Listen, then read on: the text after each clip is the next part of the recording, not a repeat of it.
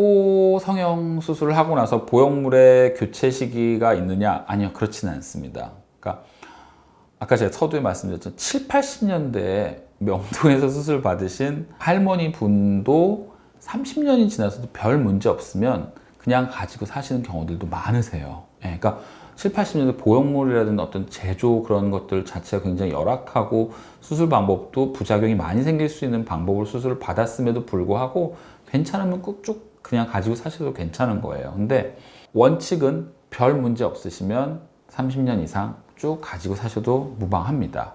다만 이제 시간이 지나면서 간혹 7, 80년대 받으셨던 분 중에 이 보형물이 이제 옛날 보형물이다 보니까 그 주변으로 뭐 석회라든지 이런 것들이 생기는 분들이 계세요. 딱딱해지고 아니면 그런 경우에는 보형물을 교체를 해야 될 수도 있죠. 그래서 별 문제 없으시면 보형물은 굳이 교체하지 않아도 된다. 따라서 보형물 교체 시기가 따로 교체 주기가 있냐 따로 그렇지는 않습니다.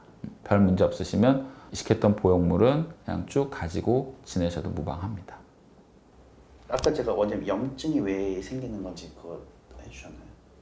염증이 생기는지 말씀드릴게요. 질문 나왔으니까. 네. 여기 보시고 코 성형 수술하고 염증이 생기는 이유에 대해서 또 궁금해하시는 분들이 계신데요. 코 성형 수술 같은 경우, 그러니까 이렇게 생각하시면 돼요.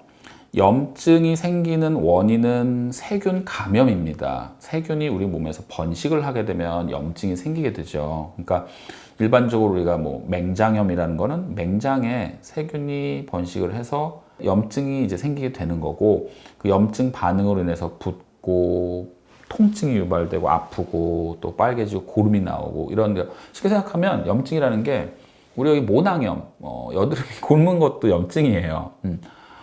여기 이제 모낭에 흔히 얘기하는 피부 상재균이 살다가 술 먹고 피곤하고 막 이러면은 그 염증이 생기는 거거든요. 근데 이게 어떤 경우가 있냐면 우리가 이제 몸에 이물질이 들어와 있으면 이물질 주변으로 세균이 번식을 할 수 있는 확률이 높아집니다. 코 같은 경우도 그렇고요. 그래서 그런 경우에 이물질이 거기서 번식을 하면서 세균 감염을 유발을 하면 염증이 유발되는 거죠.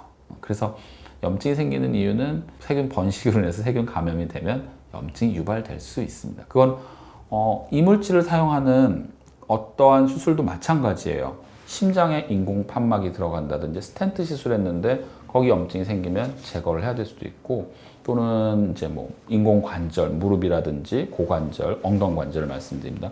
거기도 만약에 세균이 번식한다 그러면 그것도 그 부위에 염증이 생길 수 있는 거죠.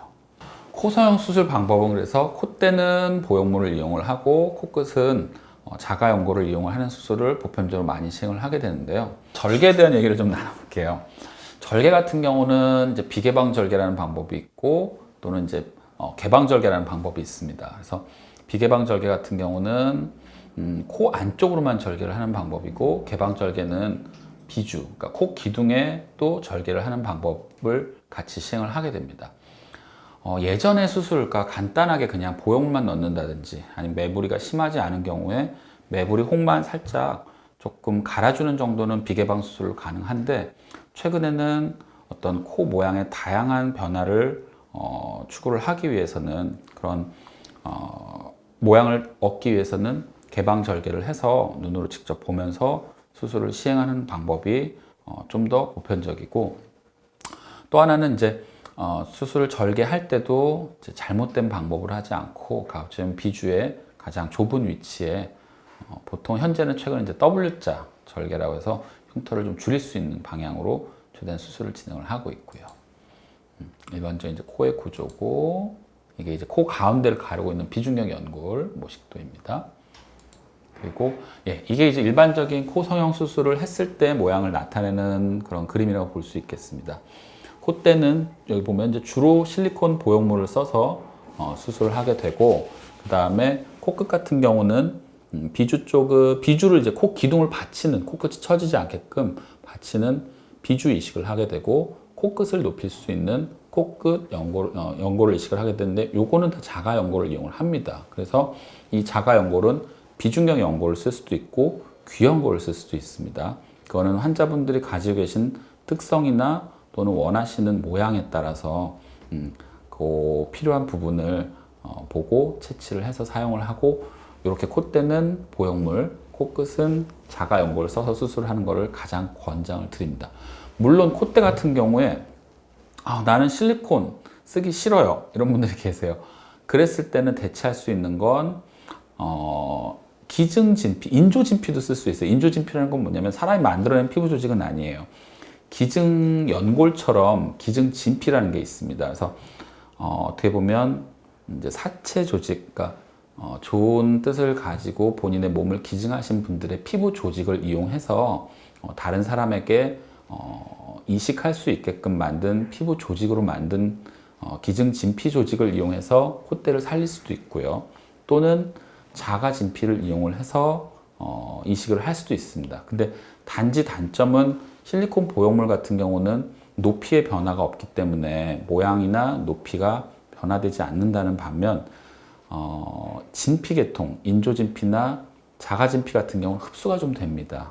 그래서 처음에는 일부러 조금 높게 과교정을 했다가 낮아지면서 모양이 자연스러워지는 그런 효과를 노릴 수 있지만 어찌됐든 흡수가 될 수 있다는 단점이 있고, 또 하나는 자가진피 같은 경우는 일반적으로 엉덩이 쪽에서 채취를 하게 되는데 엉덩이 쪽에서 채취해야 된다는 번거로움이라든지 흉터라든지 그런 부분, 그러니까 자가 조직을 채취한 공여부라고 얘기를 합니다. 공여부에 어떤 흉터라든지 그런 불편함이 남을 수 있다는 단점이 있어요. 물론 콧대 같은 경우에